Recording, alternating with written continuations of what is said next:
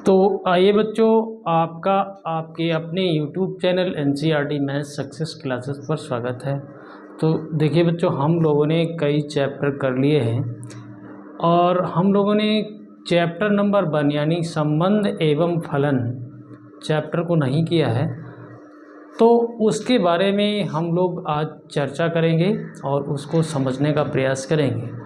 तो देखिए, पहले तो बहुत ज़्यादा इसमें एक्सरसाइजें थी, 4 एक्सरसाइज थी, एक विविध थी।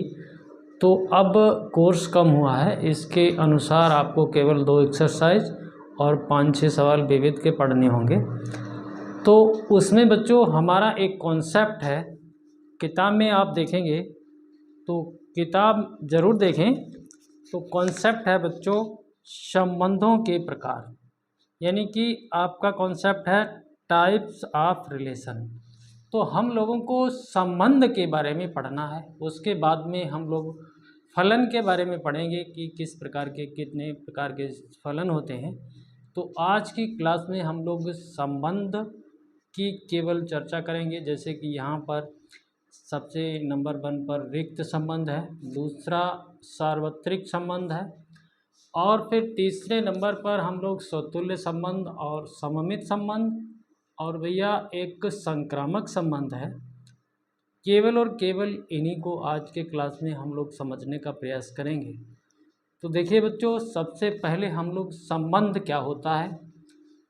तो आप देखिए, संबंध आप तो जानते हैं, एक घर परिवार वाले बच्चे हैं, सभी के परिवार में आपका बड़ा भाई है, बहन है, तो ये सब क्या है, ये संबंध ही तो है। जैसे हम कहें रोहन रोहन के सोहन पिता है, या रोहन के पिता सोहन है, या हम कहें यक्स वाई से कम है, या हम कहें वाई यक्स से कम है, या हम कहें रेखा पी क्यू रेखा ए बी पर लंब है। ये भी एक रिलेशन है। क्या है? रिलेशन।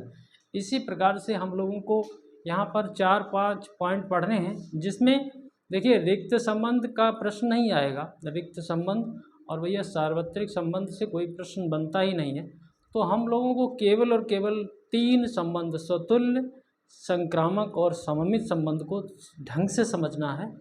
उसी की समझ के अनुसार हम लोग सवाल कर पाएंगे और उस कॉन्सेप्ट को ढंग से पकड़ना है। तो देखिए बच्चों, सबसे पहले इसमें होता क्या है, किसी सेट को लेते हैं, किसी सेट को। जैसे देखिए बच्चों, हमारा जो चैप्टर है संबंध एवं फलन, ठीक है, रिलेशन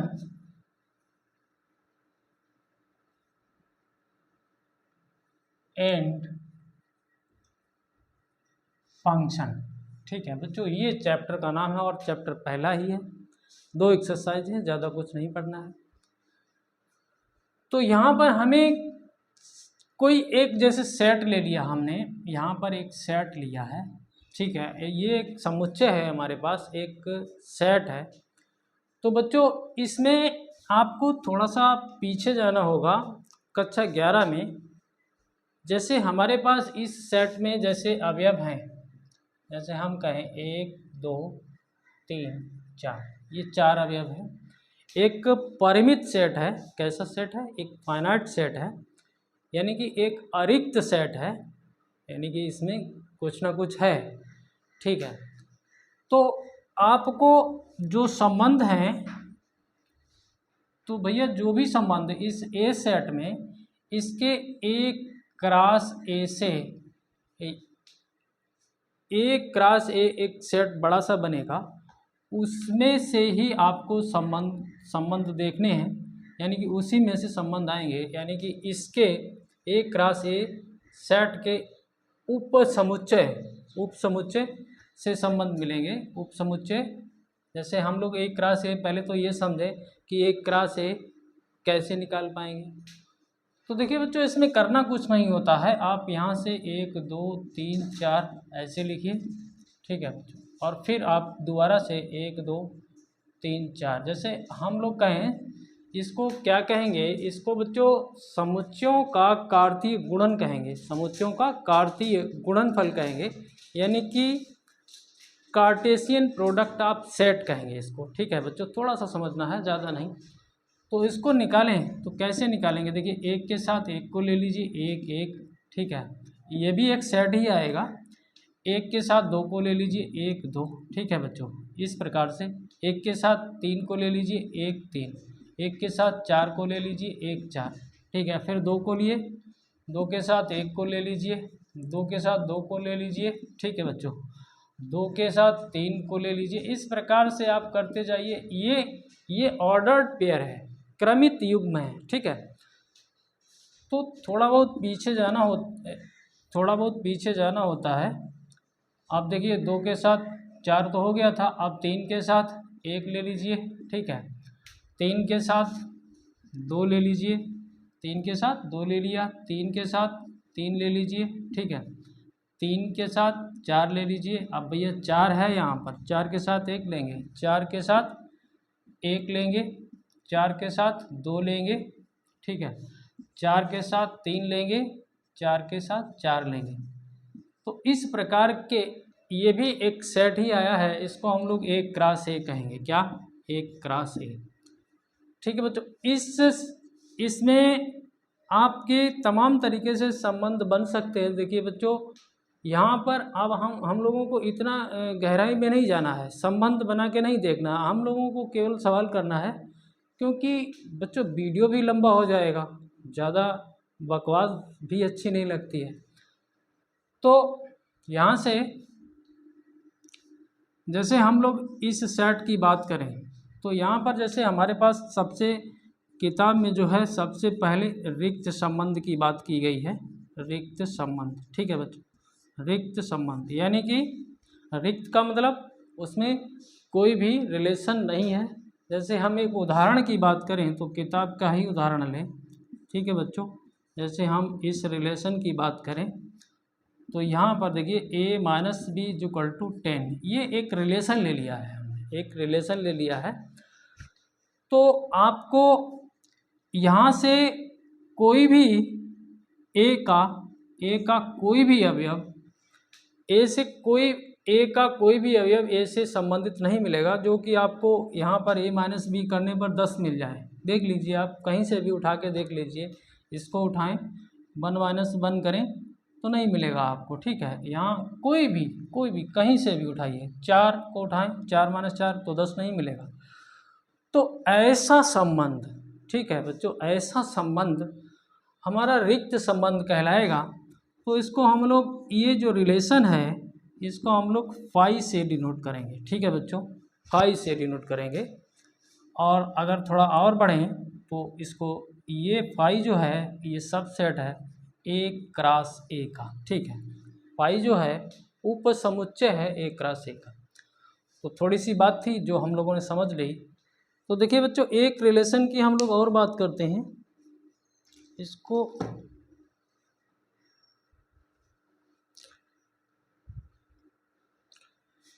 तो देखिए बच्चों, एक ये तो आपने रिक्त संबंध को समझ लिया, ज़्यादा कुछ नहीं है इसमें। एक संबंध की और बात करते हैं। जैसे हमारे पास ये कोई संबंध है R, ठीक है, ए बी, ठीक है, ए, जैसे हम लोग लें a माइनस बी का मॉडुलस कर लें, ठीक है बच्चों। और देखिए इसको बड़ा और बराबर 0 के ऐसा बता दें, ठीक है, कोई समस्या नहीं, आपके सब समझ में आ जाएगा। तो देखिए बच्चों, यहाँ से किसी भी पेयर से आप नंबर लें तो 1 माइनस 1 0, जो कि 0 के बराबर है, ठीक है। यहाँ से अगर हम 1 2 लें तो 1 यहाँ लें, 2 यहाँ लें, जो कि -1 है, फिर आपका +1 हो जाएगा जो 0 से बड़ा है। तो इस प्रकार से ऐसा कोई भी पेयर नहीं है जो इसको संतुष्ट नहीं करता है, तो सभी पेयर इसको संतुष्ट करते हैं। तो ऐसे संबंध को बच्चों, जिसमें हमारा एक क्रॉस ए ही आ जाए, पूरा ये जो सेट हम लोगों ने निकाल के रखा है यही आ जाए, कोई भी कुछ छूटे ना, यानी कि प्रत्येक ए के अवयव प्रत्येक ए के प्रत्येक अवयव ए से संबंधित हो। सीधी सी बात है, थोड़ा सा आपको कठिनाई होती होगी। तो ऐसे संबंध को हम लोग सार्वत्रिक संबंध कहते हैं। ठीक है बच्चों, सार्वत्रिक संबंध कहते हैं। कोई ज़्यादा टेंशन लेनी नहीं है, सार्वत्रिक संबंध ऐसा होता है। ठीक है, तो बच्चों वैसे तो किताब में भी आपको उदाहरण नंबर 1 दिया है, उसे समझेंगे तो भी आपके समझ में आ जाएगा, और ये किताब से ही हमने लिया है, कहीं बाहर से नहीं लिया है। तो ये पॉइंट आपके समझ में आ गया है। इसके बाद में हम लोग देखिए मेन पॉइंट पर आते हैं। सबसे पहले हम लोग सतुल्य और सममित और संक्रामक की बात करेंगे, उसका एक एक उदाहरण लेंगे और उससे हम लोग समझने का प्रयास करेंगे। तो इसे साफ कर लेते हैं। तो देखिए बच्चों,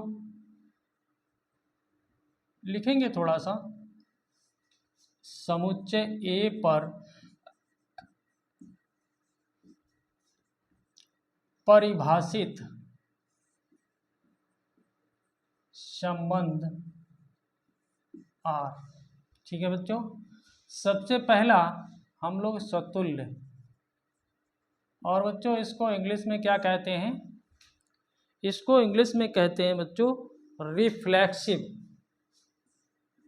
रिफ्लेक्सिव। ठीक है, तो देखिए सतुल्य समुच्चय ए पर परिभाषित संबंध आर सतुल्य कहलाता है, सतुल्य कहलाता है। ठीक है, तो देखिए प्रत्येक, और हमारे पास जो सेट है ये ए है, प्रत्येक ए बिलोंग्स टू ए के लिए, देखिए हम परिभाषा लिख रहे हैं फिर आपको समझाने का प्रयास कर रहे हैं। ए बिलोंग्स टू ए के लिए a comma a belongs to R, belongs to R हो जाए तो बात आपके समझ में आई हो या ना आई हो, हम लोग उदाहरण से समझ लेंगे। तो ये तो हमने परिभाषा लिखी और कुछ नहीं लिखा है। प्रत्येक ए बिलोंग्स टू कैपिटल ए, मतलब जो सेट ले रहे हैं के लिए a comma a belongs to R हो जाए, मिल जाए आपको। तो ऐसा संबंध आर हमारा सतुल्य संबंध कहलाएगा।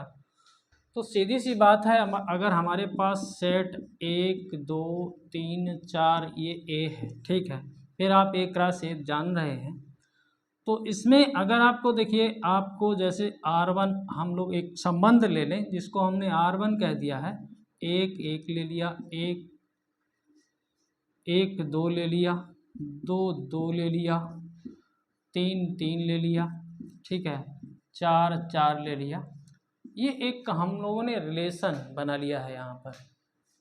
तो देखिए बच्चों, देखिए हमारी परिभाषा जो कह रही है वो कह रही है प्रत्येक ए बिलोंग्स टू ए, प्रत्येक ए बिलोंग्स टू ए के लिए a comma a belongs to are आपको प्राप्त हो जाए। तो ये जो रिलेशन हमने लिया है, तो देखिए 1 कामा 1 यहाँ पर देखिए इसमें 1 है, ठीक है, तो 1 कामा 1 है, इसमें 2 है तो 2 कामा 2 है, इसमें 3 है तो 3 कामा 3 यहाँ है, इसमें 4 है तो 4 कामा 4 यहाँ है। ठीक है बच्चों, अगर देखिए तो हम लोगों को इन जो यहाँ पर ये नंबर हैं इनके सबके डबलेट चाहिए, इनके सबके पेयर चाहिए, मतलब यही 1 कामा 1 2 कामा 2 3 कामा 3 4 कामा 4 ये अगर हमारे रिलेशन के अंदर है तो ऐसे संबंध को हम सतुल्य संबंध कहते हैं बच्चों। सिंपल सी बात है, सतुल्य है ये, ठीक है बच्चों, ये सतुल्य है। सपोज दैट हम ऐसा एक रिलेशन ले लेते जिसको R2 कहें, 1 कामा 1 1 कामा 2 2 कामा 2 3 कामा 3 3 कामा 2, ठीक है बच्चों, ये एक रिलेशन ले लेते हैं यहाँ पर। तो देखिए बच्चों 1 कामा 1 है, 2 कामा 2 है, 3 कामा 3 है, लेकिन बच्चों देखिए ए को जब आप देखेंगे तो इसमें आपका 4 भी है, तो यहाँ पर 4 comma 4 is not belongs to R, जो R2, ठीक है, जो हमने रिलेशन लिया है इसमें 4 कामा 4 नहीं है, इसलिए ये संबंध हमारा सतुल्य नहीं है। सीधी सी बात है, सतुल्य नहीं है। बच्चों और भी उदाहरण लेंगे हम लोग, पहले इसके एक एक स्वतुल्य सममित और संक्रामक की परिभाषा को समझ लें, उसके बाद में हम लोग और भी उदाहरण लेंगे। तो ये बात आपके कुछ कुछ तो समझ में आई होगी, यदि नहीं भी आई है फिर अगले सवालों में आ जाएगी। तो देखिए बच्चों, अगला हम लेते हैं, जो हमारा टॉपिक है, वो जो हमारी हेडिंग है वो सममित की है। ठीक है बच्चों, ये समझ में आया होगा आपके।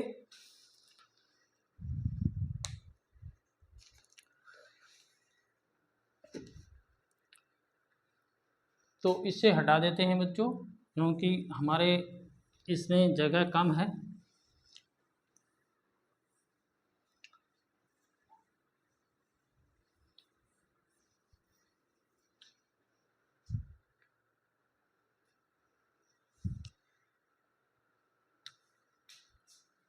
तो देखिए, अब हम लोग पढ़ेंगे सममित।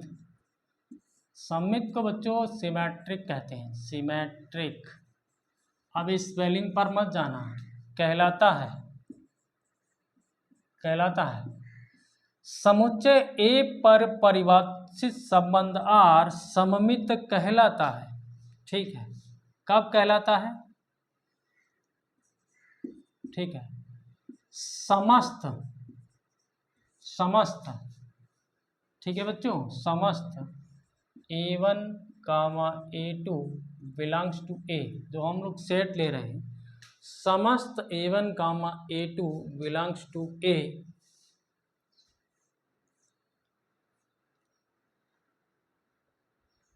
के लिए, ठीक है,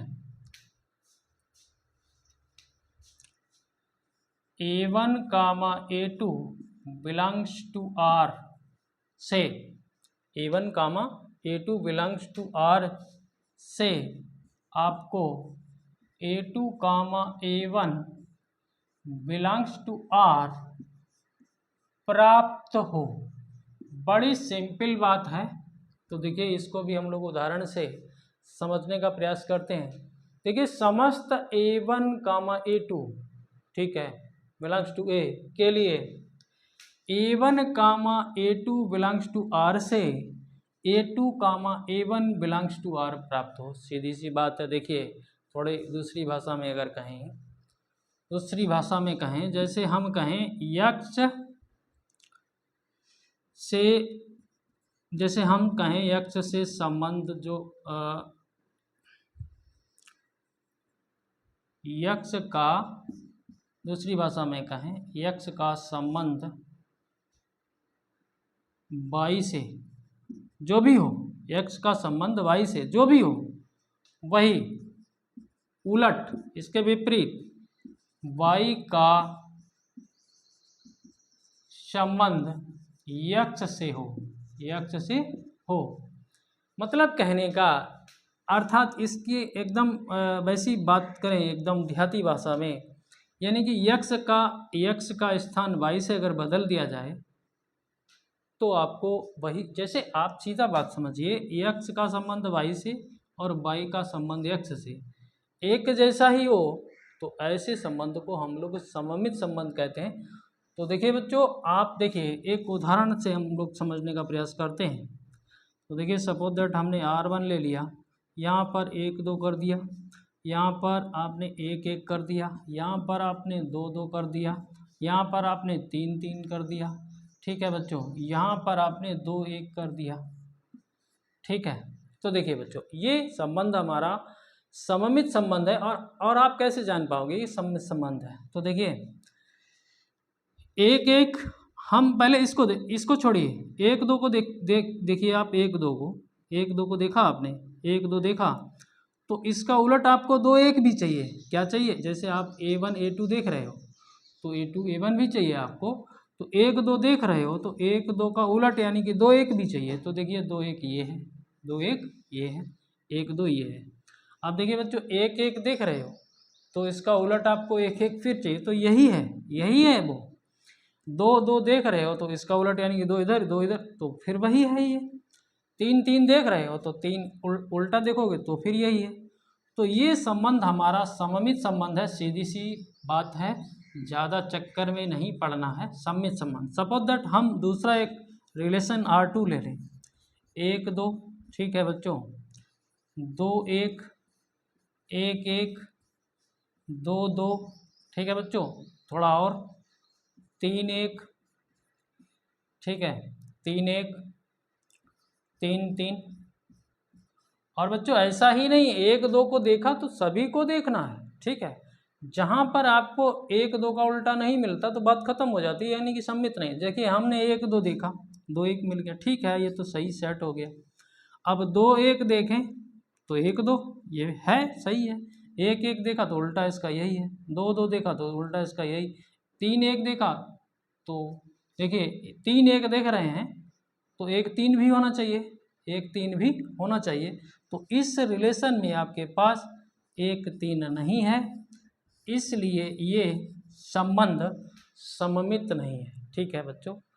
अब ये देख लिया, ये मिल गया तो ठीक बात है, लेकिन आपको समस्त चाहिए, क्या चाहिए, समस्त A1 A2, समस्त A1 A2 चाहिए। तो आपके कुछ तो समझ में आया होगा, मतलब आपके 10-20% तो समझ में आया ही होगा। तो इसी प्रकार से हम लोग अगले इसका अगला एक जो हेडिंग है वो हमारी संक्रामक की है, तो उसे भी समझने का प्रयास करते हैं और हम आपको एग्जाम्पल से समझाने का प्रयास कर रहे हैं। तो देखिए,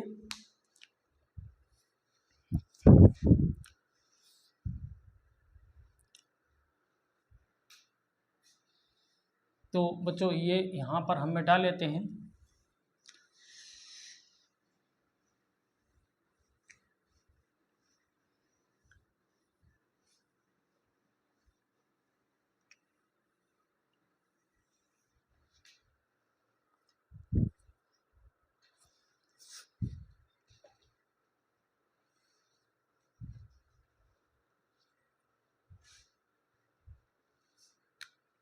तो देखिए हेडिंग है हमारी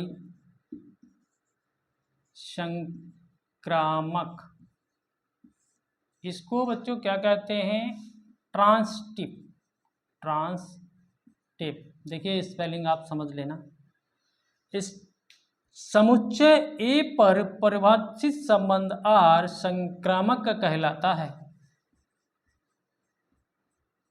कहलाता है, ठीक है, इतना आप समझें, कहलाता है। देखिए अब देखिए आप समझिए, परत जैसे हमारे पास इसमें जैसे ए सेट में हमारे पास A1 A2 A3 belongs to ए है, ठीक है। जैसे 3 नंबर हमने ले लिए, 3 नंबर ले लिए के लिए, तो इसकी भी वही परिभाषा है, थोड़ा सा चेंज है।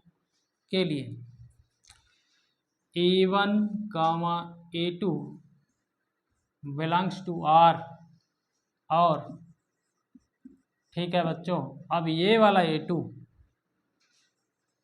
ये वाला A3 बिलोंग्स टू आर हो अगर, ठीक है, हो से, ठीक है, इन दोनों से हमें क्या मिल जाए, ये वाला A1 और ये वाला A3 प्राप्त हो जाए, A1 A3 प्राप्त हो जाए, सीधी सी बात है, प्राप्त हो। जैसे हम लोग और थोड़ी सिंपल भाषा में लें तो जैसे हमारे पास XYZ 3 नंबर हैं यहाँ पर, देखिए, तो XY में जो भी संबंध है आपका, ठीक है, और YZ में जो भी संबंध है आपका, ठीक है, इन दोनों के संबंधों से आपको XZ में भी वही संबंध मिल जाए, ठीक है। इस बीच में R का मतलब है X संबंध Y, ठीक है, Y संबंध Z। तो सिंपल सी बात है, तो इसको भी एक उदाहरण से हम लोग समझने का प्रयास करते हैं। तो देखिए बच्चों थोड़ा सा मिटा लेते हैं। तो देखिए बच्चों, जैसे आपके पास ये सेट तो है ही, जैसे हम यहाँ लिखें R बराबर 1 2 2 3, ठीक है, 1 2 2 3, और बच्चों देखिए 1 3 लिख लेते हैं। एक ऐसा उदाहरण लेते हैं जिससे आपको समझ में आ जाए। तो देखिए हमारे पास, देखिए यहाँ पर 1 2 है, ठीक है, 1 2 बिलोंग्स टू आर है, ठीक है बच्चों, 1 2 बिलोंग्स टू आर है।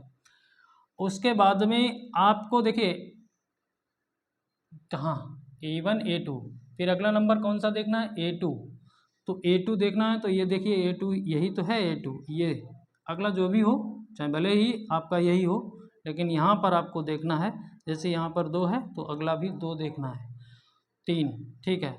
तो 1 2 2 3, जैसे हम लिखें 1 2 बिलोंग्स टू आर, ठीक है।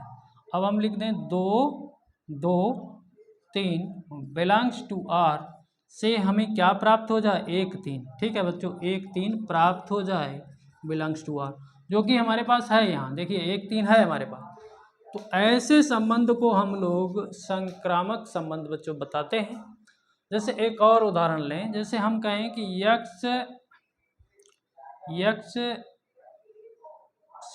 यक्स छोटा है वाई से, यक्स छोटा है वाई से और वाई छोटा है जेड से, ठीक है।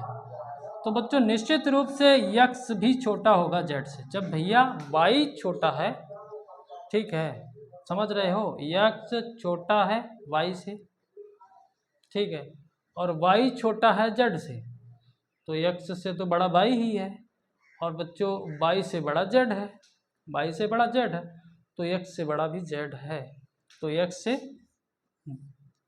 से भी बड़ा जेड, तो ये संबंध भी एक हमारा संक्रामक संबंध है, ठीक है बच्चों। तो ज़्यादा आपको चक्कर में नहीं पड़ना है, सीधा कॉन्सेप्ट समझना है। फिर हम लोग तमाम तरीके के सवाल करेंगे, जैसे हम लोग देखें तो यहाँ पर एक संबंध की बात करें, जैसे हम लोग